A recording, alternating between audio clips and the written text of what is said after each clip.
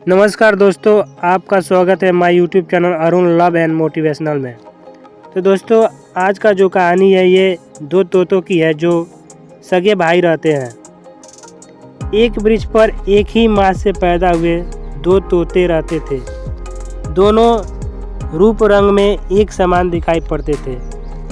यद्यपि दोनों के नाम पृथक पृथक थे, पर रूप और रंग में समान होने के कारण उन्हें पहचानने में अधिक कठिनाई होती थी। एक बार इतने जोर से आंधी आई कि वृक्ष की जड़ें तक हिल गई। ऐसा लगने लगा कि वृक्ष उखड़कर गिर पड़ेगा। दोनों तोते व्याकुल हो उठे, आंधी में उड़ पड़े। आंधी के कारण दोनों एक दूसरे से बिछड़ गए।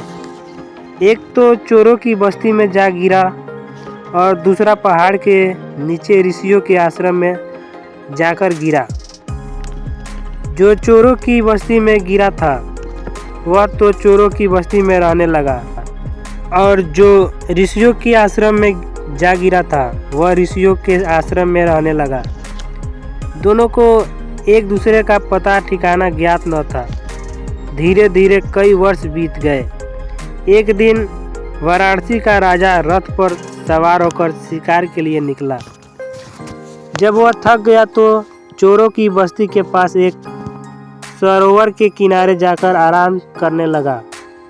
वहाँ कोई नहीं था, केवल इधर उधर कुछ वृक्ष खड़े थे। राजा को नींद सी आ रही थी, किंतु किसी का कर्कश आवाज़ सुनकर उसकी नींद टूट गई। वह कर्कश आवाज़ एक तोते की थी जो एक वृक्ष की डार से बोल रहा था। राजा बड़े ध्यान से तोते की आवाज़ सुनने लगा। वह मनुष्य के समान ही बोल रहा था। अरे, कोई है इस आदमी के पास? बहुत सा धन है, गले में मोतिया और हीरे की माला पहने हुए है। यह सोया हुआ है, इसकी गर्दन दबाकर मोतियों की माला निकाल लो और लाश को झाड़ी में गाड़ दो। किसी को पता भी नहीं चल सकेगा। तोते को मनुष्य की तरह बोलते देखकर राजा डर गया। वह उठकर बैठ गया और मन ही मन सोचने लगा कि यह जगह तो बड़ी डरावनी है, क्योंकि वहाँ तोते भी मनुष्य की तरह बोलता है और जान से मार डालने की बात करता है। अतः यहाँ से चल देना ही ठीक होगा। राजा उठा और अपने रथ पर बैठकर आगे की ओर चल पड़ा। रथ जब चलने लगा तो तोता पुनः कर्कश आवाज में बोला, अरे, कोई है? यह तो भाग रहा है, इसे पकड़ लो। इसके गले में मोतिया और हीरे की माला है। इसकी हत्या करके गले से मोतिया और हीरे की माला निकाल लो। राजा ने तोते की इस आवाज़ को भी सुना। उसके मन का डर और भी अधिक बढ़ गया।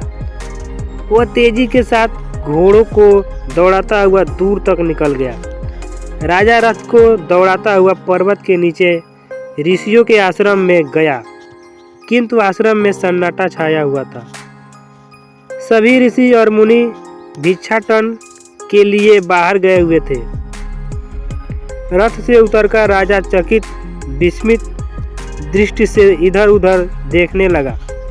अभी वह देख ही रहा था कि किसी की कोमल आवाज़ उसके कानों में पड़ी।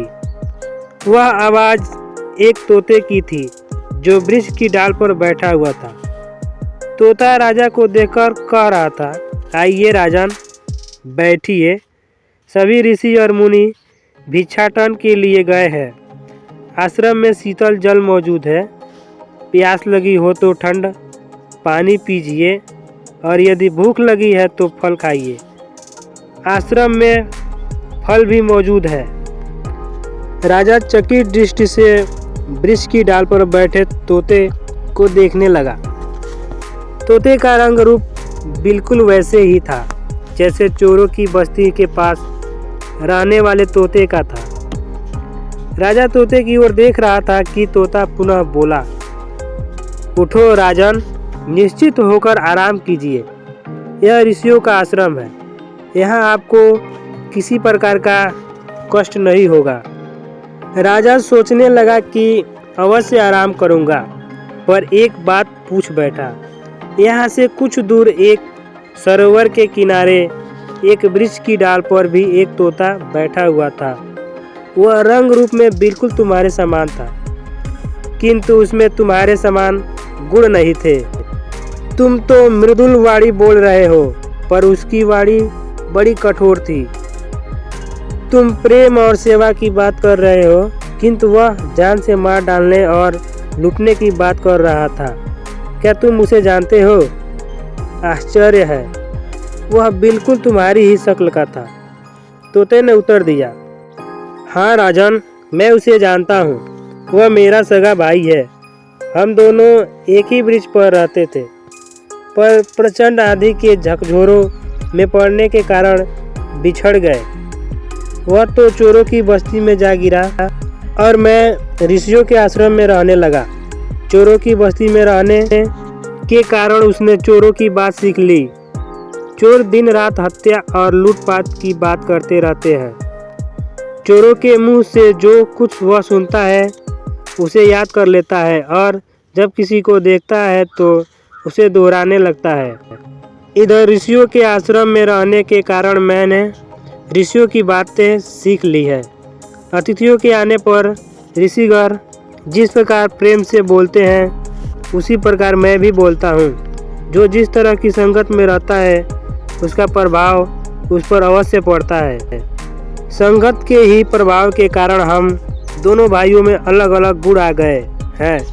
तोते की बात सुनकर राजा के मुंह से अपने आप ही निकल पड़ा। संगत का प्रभाव अनिवार्य रूप से हृदय पर पड़ता है, अतः हमें अच्छी संगत करनी चाहिए। तो दोस्तों, अगर आपको यह कहानी अच्छी लगी हो तो हमारे चैनल को लाइक और सब्सक्राइब करें। धन्यवाद।